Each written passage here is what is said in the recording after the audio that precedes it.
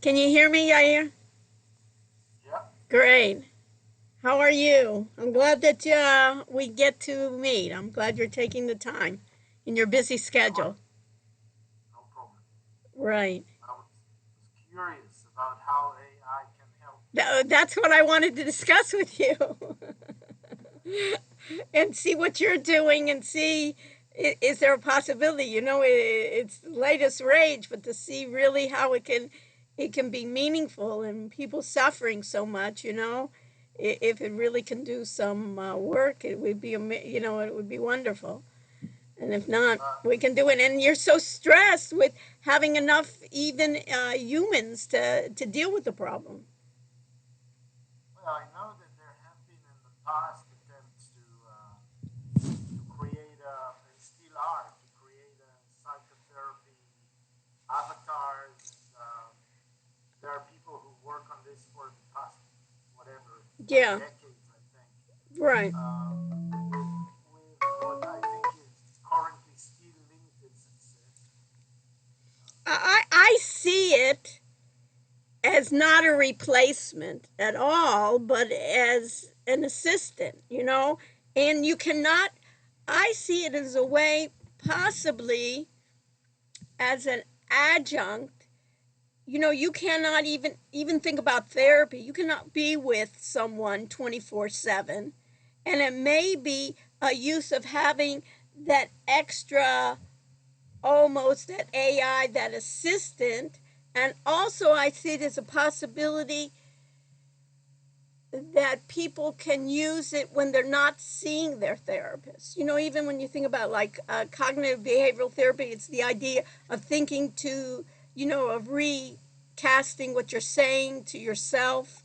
It's a way in which maybe to do exercises, that I can think is a possibility, or to train it for specialties. Now, what the area is, not to be a general psychotherapist or a general therapist, but maybe to think about training in certain ways in which you're doing something. I know that you had mentioned before you're doing something computerized now, or you've done it even before October 7th, right? What did you do then?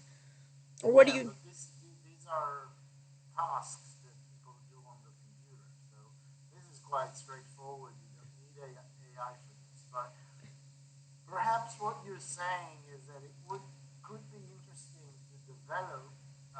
So CBT in general, but also trauma-focused Right, CBT um, has a lot of homework components. The patients don't like to do the homework, of course. and it's always a battle Yes. uh, on how to encourage patients to do their homework and bring it ready, etc. But perhaps if they had some sort of an app or Mm-hmm. either an application or even an avatar or something that Yeah. would assist encourage doing the homework. And being with them almost, as a buddy almost, is the idea. Yes. Like, what kind of, give me an example of what kind of homework you give them. But yeah, before I do that, Yeah. let me just relate to the other thing you Yeah. said is that I don't think it's necessary or even a good idea that there will be someone, even if not human, with the patient all the time. We want to encourage patients to, be self-reliant and get back to Yeah. their own lives. So it's not as if we encourage some sort of a dependency on the therapist Yeah. or having to have Mm-hmm. someone. It's only in the most extreme cases, Mm-hmm. people would get nowadays they use emotion-oriented dogs Right. that are trained for people who experience very hard time regulating their emotions. These Mm-hmm. are very extreme cases. This is certainly not what we hope for Mm-hmm. in the average Yeah. patient. Um, but the homework, so let's say in one of the protocols that we're using, um, they would have to write um, about the traumatic event that they experienced, how it affected their lives. That would be one type of homework. And then after reading it and talking about it in therapy, they would be encouraged to rewrite it with greater detail. Uh, we look for stop points. These are areas in the narrative, basically, that hint to an emotional stagnation or a thought that is biased or too extreme or Mm-hmm. incorrect or too black and white, and then we can discuss them. So then some of the homework would be to identify an event that happened to them during the week and write about the thought, the emotion, and the response and the behavior. And we try to separate the different elements. We would tell people and help them think about thoughts as something that they're only thoughts. They could be changed. Mm-hmm. So these are the types of homework Yeah. that And then what do you do? Is it all writing? Is it sort of like writing about your? Is those what the homeworks are? Every time they're doing writing, and then you give them feedback, and then they rewrite it, and yeah, or they write it and then we use it in the the. room to Mm-hmm. discuss and understand it deeper, see if there are any issues there, and then eventually there's this whole uh, people call it Socratic questioning. Mm-hmm. It's we try to ask questions and find out why the person is holding these um, restricting beliefs or Mm-hmm. thoughts. Um, we try to figure out if they apply to everything in life or maybe just to certain situations in life. Some people get stuck, they think no one can be trusted, Mm-hmm. and then this really affects their lives. But Right. then we try to figure out maybe there's one person that can be trusted, and then Mm-hmm. or try to see how strong is this belief, like from 1% to 100%. Is it like 100 or can it be 60% Mm-hmm. or something like that? So we try to help people think about their situation, understand their thoughts affect emotion and behavior, and that's about it. That's one example of a therapy. Yeah. Mm-hmm. And then Um, you do it in group as well, or no? yeah, I mean we do have groups. And how Um, well has that worked? Doing it in groups. well, usually we would the clinical data suggests that one-on-one sessions are more effective than Mm-hmm. group therapy. Mm-hmm.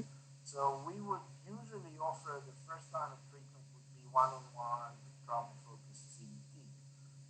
But in some cases, the main issue is interpersonal relationships that get Okay. hurt following from the trauma. So in these cases, a group setting can be more effective uh, for some people because then they can Practice. reflect on the group and have some back and forth, see how people react to it. So this is how our groups are run. Mm-hmm. And then in some cases, the more complex cases where there is a personality disorder sometimes involved from before the trauma, or Right. uh, we would we would look into more dynamic psychodynamic Mm-hmm. elements and things like that. Mm-hmm. And what about in medication? What percent are these people taking any medication for this? We have psychiatrists that works No, for but us, what and percentage of the people that you work with you think it's a very small percent? no, I'd say maybe 20%. Okay. Maybe a bit more. It Mm-hmm. depends on the day of Yeah. the week. But but in general, it's not Mm-hmm. for PTSD particularly. It's not very effective. The medication Uh-huh. is not. So It's interesting. Usually, yeah. So we usually deal with them. And when you think about now, let me just ask you one more. Since it's not even post anymore, it's present. You know, the whole country is present trauma. I think you know the whole idea is now. Are you changing this because it's kind of it's not you can't say you're safe anymore? You know that's the past.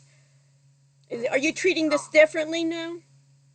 yeah. I mean, that's a big challenge I because you know, say, because it changes your whole idea. Now you can tell somebody, "Oh, you're safe. Don't worry about it. That's in the past." Well, you know, this isn't going to happen again. right. Well, the probability of this happening is not You know that what I mean? much. But it's still, I'm still worried.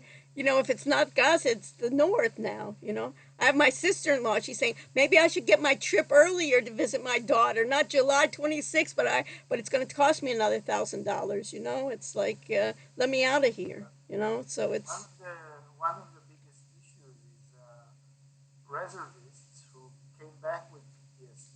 They start treatment and then they're called up again. Yeah, I saw that. I And saw that article. Yeah, that you guys said. Yeah, that what do you? yes, this is a big problem I because know that usually, here you're trying to get help and you're just getting traumatized more. So I'm just trying to figure out. You know what I mean? I've my can I ask you a background is question what? about your background? What do you end up doing? Like, let's say you find a project.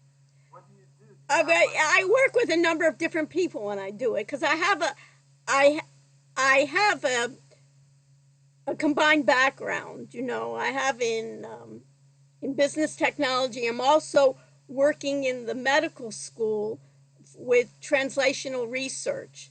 So that's basically helping the folks in the medical school bring their projects into products. I also mentor a number of startups to Fortune 500 in terms of technology. And in the medical school, what I've done, and I also work with the nursing school. For instance, we have in the nursing school here we have a simulated hospital, a physical hospital to train nurses. Instead of going into the first years, instead of going in the hospital, they have a physical hospital. And what we're going to try to do is they have mannequins. So you'll have a mannequin there, and then the mannequin will respond. So one of the things that we're going to start working is maybe the AI can respond right as a person and see how we can do some of those things that I've done before. I've worked with urology, for instance. Men don't like to talk about their erectile dysfunction. They don't like to go to the doctor. Usually the spouses send men to the doctor. So we've created a way in which multimedia kind of things that they don't have to show their faces. They don't have to be embarrassed to talk about it, a number of different ways. And then we have groups together. I do health seminars where I'll have physicians, I'll have computer scientists, and I'll also have business people together doing like a project for urology and things like that. So I basically gather groups of different people with you need, for instance, here you need the psychology, you may need to have the psychiatrist, you need to have the person with the AI. And sometimes when I'm working in another area is like with it's called modern medicine, where they say, for instance, they were trying to do things for medical, like your the background on how you treat people medically, and they started with dermatologists. So what they said is, let's teach the physicians a bit of programming. They can do the workflow, and then we'll get the computer science on the back end, rather than teaching the computer scientists to be dermatologists. So we're looking at different facets. So my idea now is in AI, looking at a number of conversational AI that you can do, rather than having you can type too, but a lot of times you want a conversation. And we've tried out generic AIs where you can even say, I'm nervous, and then they can kind of say, okay, let's go through some breathing exercises and things like that. like chatbots, right? Yeah, like chatbots. Like there's one called Call Annie. You talk, call her number, and then you can even have it appear different types of avatars. You can have different voices. You can have male, female. There's now some that you can even train your own voices. There's so many things. Israel's, a leader and all that now. You know Oh that. yeah, I know, I know. You know what I mean? And it's halfway, through it. My brother-in-law is one of the founders of Mobileye, you know. So it was like, we've been working with him. And in the beginning, sometimes I used to tell him my advice when they wanted to sell it for $5 billion. I said, take the money and run. And he said, no, Goldman Sachs says we can get more. And I said, and he ended up getting more, So I was always joking that don't take my advice. I say $5 billion sounds good enough with the B. And then you know what happened to them. But anyways, my idea here, I think it can be, you know, I an assistant, not as a replacement, but an assistant in some way. I like the idea that you almost can start off with the homework, because then you Well, can start, kind of defining what it's supposed to be, kind of like training, in a certain aspect. I don't know, but there must be a way in which I think this can help. And I was looking at it because I know many times it was even doing, we're now doing a lot of Zoom, right? Where with therapy, where before I used to ask some of my colleagues that were psychologists, they were so against, we have to physically see the person, we can't do it. But we realized, okay, it's better even between Yair, between me and you, it would be good that we met physically. But on another sense, but but on another but on another sense, this is better than nothing, right? That it's one doesn't separate. It's almost like porn and real sex, nothing, still people are having babies. So I'm just thinking about that idea that just to try it out, there must be some area in there that it could help, and especially with you having look, limited time. one area, but the reason I'm hesitant No, is and because I appreciate it. I would be, th- I mean, you're thinking about it for real. I just wanted to know where you think it there would are, fit. Yeah. What are you yeah, hesitant about? so two things, two reasons for my Yeah. hesitation. Not, I just say, and then maybe an idea. Right. The thing is that I know that there are people. There's this guy, I think he's in San Diego or San Francisco, Rizzo. Um, he works a lot with the DoD, Okay. and I've been following his work for years now.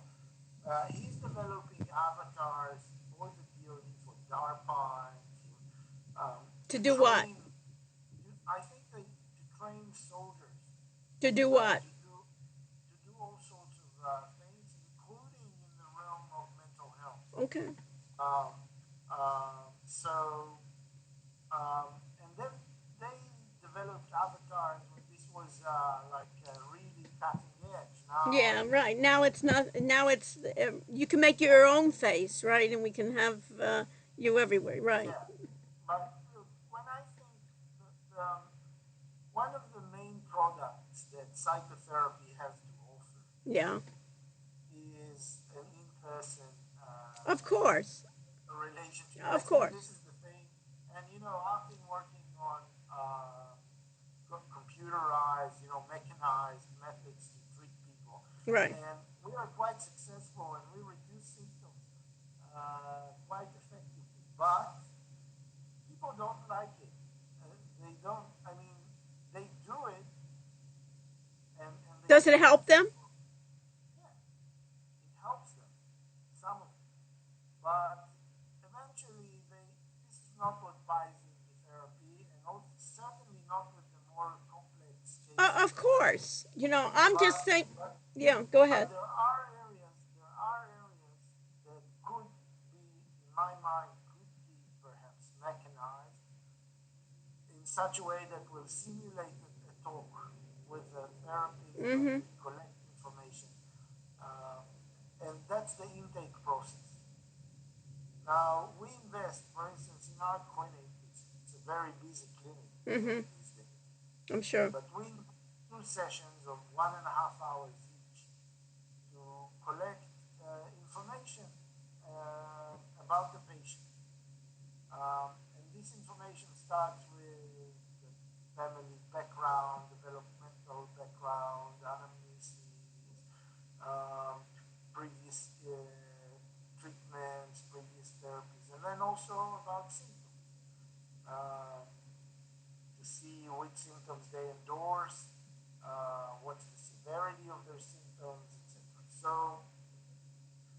the front of each patient sits a third or fourth year intern. These are people with quite a lot of experience, not Right. They can fill. They know the right answers and they can do follow-up questions. Yeah. yeah, and they start, collecting these data for 3 hours, uh, and then they bring this information, they write it up in a form, Mm-hmm. and then they bring it to a meeting, which is an intake meeting where the more senior people, Right. like me and the director of the clinic and several other, Right. people with more experience, start talking and deciding whether this case should get treatment, and Mm-hmm. yes or no, and if Mm-hmm. yes, what kind of treatment. Um, and there's a decision and assignment of cases to therapists. Now, if this process could be mechanized somehow with an avatar, that would be very Yeah. interesting. Yeah. And it could But record it. And you know what? I think in that process, let's say you were stuck, it could then pass it on, let's say, to that intern to intervene so that you could even have spots, you understand, where you could fill it out. And then there's some areas that, you could even put like an intern. You could start with it. Yeah. And so it's I very wonder. well, where it works well is that it's well defined. Yeah, That well, it is well I defined, know. So and there are questions that are well defined that you can do it. There's another side to it that I know that you say that people like that human interaction, but there may be some pluses on having that avatar. There may be surprises to you that there's some either like personality, some like I'll give you an example on it. Like my brother-in-law, he was very stressed out. Another one, he was so stressed out. I asked him, I said, Effie, what are you so stressed out about? You think work, he works high engineering. What is he stressed out about? He's stressed out that his birthday is tomorrow and he has to go to work and they're going to sing happy birthday to him. You know what I mean? And this guy is very welcome. That was his biggest, and I started, of course, laughing, but that was his biggest, so there may be spots where you may be surprised that someone may be more comfortable in an area. This is just a hypothesis, right? To talk about some things with an avatar. I know there's no. I'm still insisting there's no substitution for that we need that, right? That common bond. But there is something there that it may be there, but that may be an idea of thinking about getting that arranged, the beginning. And part of it could not even be you needed essential AI to. It's just a lot of ways of almost like, where you have, tell me about your problem before I send you to the representative, Like the decision tree. Yeah, because a lot of times people are talking about AI and it's really not even AI, right? It's basically those areas where you're asking questions and you're even collecting that data from them that you don't have to waste the time on Yes, certain people. my concern, or Yeah, not concern, is just I don't know this literature at all, right. and I don't know. Maybe people are working on things like Yes. that, and maybe it's already Well, implemented. they've been looking at it in terms of mental health because it really, in some ways, you know how you hear about AI hallucinating? Have you heard that term? Hallucinations? Sometimes No, when you'll, especially in the beginning now with chat gpt and others, when you'll put in a question, it will, what they call hallucinations is basically they'll put in some information that's not exactly correct. yeah, Like if I ask you, where did you graduate? Sometimes when I do some of those chat GPT, I'd say, who is Sarah Rushinik? And it'll come that I graduated it. I have a PhD, but in the wrong area or in the wrong school, and it sounds very good. They got the essence. So I'm saying it basically here, hallucination, not getting it exactly right of facts yeah. is not so bad. You know what I mean? As a possibility, but you have to monitor it. You just can't let it loose. There's a number of people that are doing mental health now, that they're doing it, but some of them they're doing it more restrictive. But I see it as an adjunct, and think that's why I was when I heard your talk, I was thinking about where it would fit, in basically helping others, and you have limited resources. That's true. But I'm thinking in our condition now to dive into this and I know, but just to it's think about like it, right? That you have, but but it's like maybe taking later a on you journey, can think right? about it. Even you can even think about it, and I can help you, but you can even think about it as setting some things up, giving like a small example, and bringing it to those guys at the university that are doing AI, and say, hey, this is a problem you guys can work on. We can give you our protocol.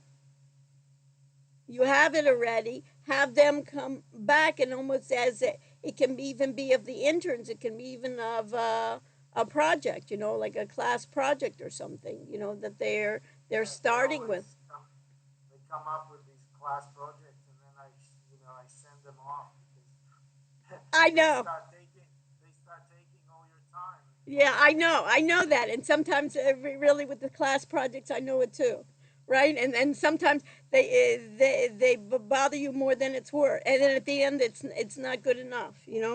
But I'm just putting it out as what you were thinking about it. Think about it. You know what I mean? Of where you can. Yeah, I'm not trying to convince you. You know what I mean? I'm not selling you I anything. understand. You know what I I mean? was There's curious because I follow this like a layperson really, and right. But I'm just yeah, saying you may want to look at it, and I think I I believe that it really can help. And well, but you understand that it can help in certain situations, and just like it's a continuation of almost having an adjunct, almost having an additional person. I understand. I Yeah, understand. it's almost But like I saw something. One guy was doing going with nature with therapy or something. You probably know that guy. He's some guy, and I saw it. He does like nature therapy with trauma, and he was saying that it's an assistant to him, the nature. You know what I mean? It's for dealing with it. But anyways, think all about it. right, Sarah. Listen, I have to go. Yeah, me too. So, anyways, Okay. it's good to talk to you. So Anyways, if you're welcome. You have my information. You're welcome to reach out to me if I can help you in any way. I don't know if you need extra therapists. I have a number of therapists that I know that clinical. I have a friend, Eddie Hyman.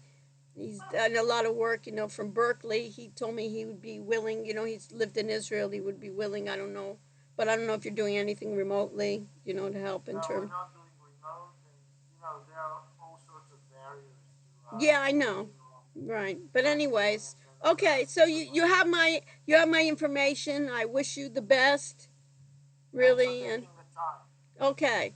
All right. Highly appreciate it. Okay. Litro. Bye. Bye.